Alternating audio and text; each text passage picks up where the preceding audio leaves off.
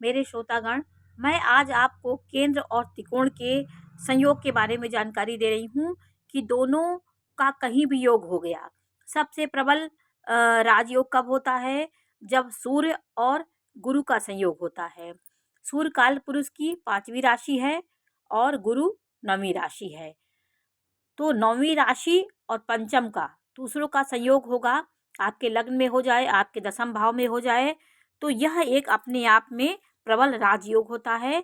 ऐसा जातक की कुंडली में इस प्रकार का योग होता है तो जातक गुरुओं में गुरु होता है और उसके ज्ञान से, उसके विवेक से धर्म और धर्म का योग हो जाता है।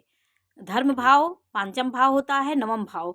धर्म का योग होने से जातक जीवन की उच्च शिखर पे पहुंचता है और जातक के जीवन में धार्मिक कार्यों में जातक रुचि लेता है और उसकी बुद्धि सही निर्णय लेने वाली हो जाती है।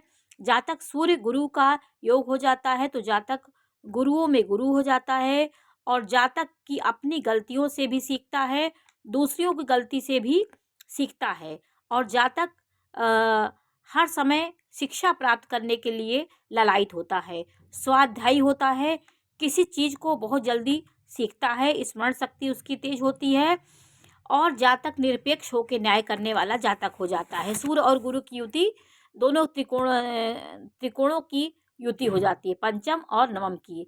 दूसरा योग है चतुर्थ भाव और नवम का योग। चतुर्थ भाव में 4 नंबर की राशि चंद्रमा और गुरु दोनों का संयोग यदि सुख भाव पे हो गया तो वो दृष्टि डालेगा आपके दसम भाव में। ये भी एक अपने आप में प्रबल राजयोग होता है। ऐसा राजयोग वाला जातक अपनी माता के प्रति संवेदनशील होता है, माता से विशेष लगाव होता है। वहीं पर सूर्य गुरु वाला जो जातक होता है उसको पिता के प्रति उसका लगाव ज़्यादा होता है, क्योंकि दोनों प्रबल पुरुष ग्रह हैं। पुरुष ग्रह की तरह होंगे तो जातक अपने आकर्षित अपने पिता की ओर होगा। तो ये आपके ग्रहों पर निर्भर करता है कि आपका झुकाव लगाव किस माता की तरफ है कि पिता की तरफ अधिक है।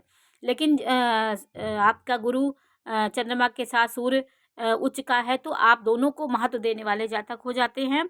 इस प्रकार यदि आपका गुरु और चंद्रमा का योग चतुर्थ भाव में बन जाए, दसम भाव में बन जाए, लग्न में बन जाए, तो ये चारों केंद्रों में बनने से एक अपने आप में राजयोग हो जाता है। ऐसा जातक हर चीज़ आसानी से प्राप्त कर लेता है, उसे किसी चीज़ में संघर्ष का सामना नहीं करना पड़ता है। गज केसरी योग 1 नंबर की राशि मेष राशि में बने तो अच्छा है, 8 नंबर की राशि में बने तो अच्छा है, 5 नंबर ये लग्न यदि आपकी एक मेष लग्न में यह चंद्र गुरु का योग हो गया, 8 वृश्चिक राशि में हो गया, यह योग यहाँ कहीं पर हो गया, वृश्चिक लग्न आपकी है, 5 नंबर की लग्न है, सिंह लग्न है, धनु लग्न, मीन लग्न में यदि यह योग बन गया चौथे भाव में और नवम भाव में, तो यह चौथे और नवम का एक संयोग होता है। ऐसा जातक भवन सुख पैतृक सुख का भोग करता है, क्योंकि पंचम भाव और नवम भाव चतुर्थ भाव और नवम भाव का संयोग हो गया। नवम भाव भाग्य होता है और ये सुख होता है। दोनों का योग आपके जीवन में हो जाता है। भाग्य भी आपका साथ देता है और भूमि भवन का सुख, पैतृक संपत्ति का सुख, अपनी माता का सुख आप प्राप्त करते। माता के द्वारा धन का आगमन आपके जीवन में होता है। माता का संसर्ग आपके साथ ज़्यादा होता है, माता से लगाव होता है आपको नैतिक ज्ञान आपको होता है, ज्ञानवान आप होते हैं। यह 2 राजयोग बहुत प्रबल होता है। मंगल और सूर्य का राजयोग दसम भाव में यदि हो गया तो मंगल काल पुरुष की प्रथम, ये भी केंद्र त्रिकोण दोनों माना जाता है, प्रथम राशि है मेष और सूर्य पंचम भाव का स्वामी है। तो पंचम और लग्न का संयोग यदि दसम भाव में हो गया तो ये कुल दीपक योग बनाता है। ऐसा जातक अपने खानदान परिवार में कुल का दीपक होता है। ऐसा जातक उच्च कोटि का सामाजिक होता है, राजनीतिक होता है, निडर होता है और सेना प्रशासन में उच्च पद पे प्रतिष्ठित होता है। जातक अगर राहु से ग्रसित नहीं है और अच्छे भाव में है, स्वराशि के हैं, जैसे यहाँ पे मंगल होता, मंगल की यहाँ राशि होती, सूर्य मंगल होता, या 10 नंबर की राशि सूर्य मंगल साथ में होते, तो यह भी अपने आप में एक प्रबल राजयोग होता है। मंगल की ऊर्जा, साहस, पराक्रम और उच्चता जातक के जीवन में आती है, तो ये प्रबल राजयोग हो जाते हैं। क्योंकि केंद्र त्रिकोण में का संयोग जब केंद्र में हो जाता है तो जातक अपनी लक्ष्मी नारायण दोनों की कृपा उसके जीवन में प्राप्त होती है। तो ये हमारे ज्योतिष शास्त्र में ऐसे योग हैं। और गुरु और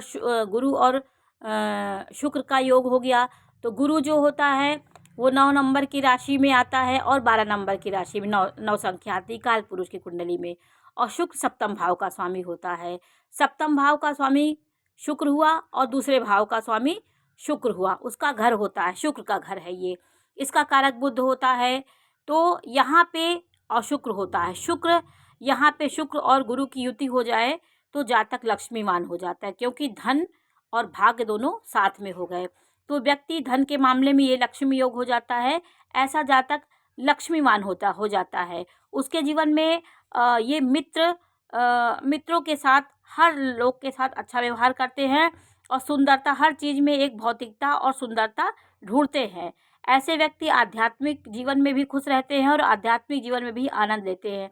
दोनों की डिग्री यदि ज़्यादा कम हुई तो ये आपके ग्रह पे निर्भर करता है। यदि शुक्र आपका ज़्यादा डिग्री का हुआ तो आप सुंदरता, भौतिकता पे ज़्यादा होंगे। यदि गुरु की डिग्री ज़्यादा हुई तो आप ज्ञानवान ज़्यादा होंगे, ज्ञान की ओर ज़्यादा आकृष्ट होंगे।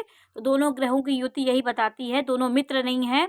गुरु और शुक्र मित्रता इनमें नहीं है। तो भौतिकता और आध्यात्मिकता दोनों में आप उलझ जाते हैं। दोनों के बीच आप दोनों को मानने वाले जातक हो जाते हैं। जातक सुंदरता की ओर ज़्यादा ध्यान देता है, सजाना संवारना और सिस्टमैटिक ढंग से किसी चीज़ को अच्छे से करने की कोशिश करता है। जीवन में सुखी रहता है। तो यह जातक जीवन में उन्नति करते हैं। तो शुक्र और शनि का जो योग होता है ये दशम और नवम का योग हो गया। ये भी गुरु और शनि ये धनदायक योग होता है। यह आपके जीवन में सदैव आपको धन देने वाला योग हो जाता है। और केंद्र और त्रिकोण का ये संयोग हो जाता है। शनि और थोड़ा जातक हठी हो जाता है, उसका काम थोड़ा मंद गति से चलता है, लेकिन जातक के जीवन में कभी ना कभी उसको न्याय विभाग से संबंधित उसके कार्य होते हैं। ऐसा जातक ज्ञानवान होने के बाद न्याय प्रिय होगा और न्याय के किसी के साथ दो भेद नहीं करता, वो न्याय बोलने में सबसे आगे होगा। तो ये धनदायक योग होता है, क्योंकि दशम भाव कर्म भाव होता है और भाग, कर्म और भाग का जब सम्मिलन हो जाता है तो जातक धनवान हो जाता है, क्योंकि कर्म करेगा और भाग उसका साथ देगा। तो जो भी कर्म करेगा उसका सही, उसको समय से उसका परिणाम उसको मिलेगा। और जातक धन कमाने में तेज होता है, पैसा निकालने में सफल होता है, हर जगह से अपना पैसा निकाल लेता है। अपने पिता के प्रति, अपने परिवार के प्रति सेवक की भूमिका निभाता है। हर कर्तव्य को शनि कार्यरत होकर जिम्मेदारियों से पूरा करने की प्रवृत्ति आप में देता है। तो आज मैंने आपको चंद्रमा गुरु, शुक्र शनि सूर्य और गुरु मंगल सूर्य ये केंद्र और त्रिकोण के राजयोग होते हैं। ये जब कहीं भी आपकी कुंडली में केंद्र बन गए तो अपने आप में एक राजयोग देते हैं और उससे संबंधित सुख आपको देते हैं।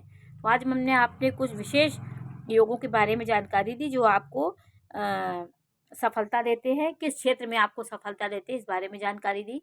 ये जानकारी आपको कैसी लगी हमें अवश्य बताइए। चैनल को लाइक करिए, सब्सक्राइब करिए। मैं इसी प्रकार की जानकारी देती रहूँगी। नमस्कार।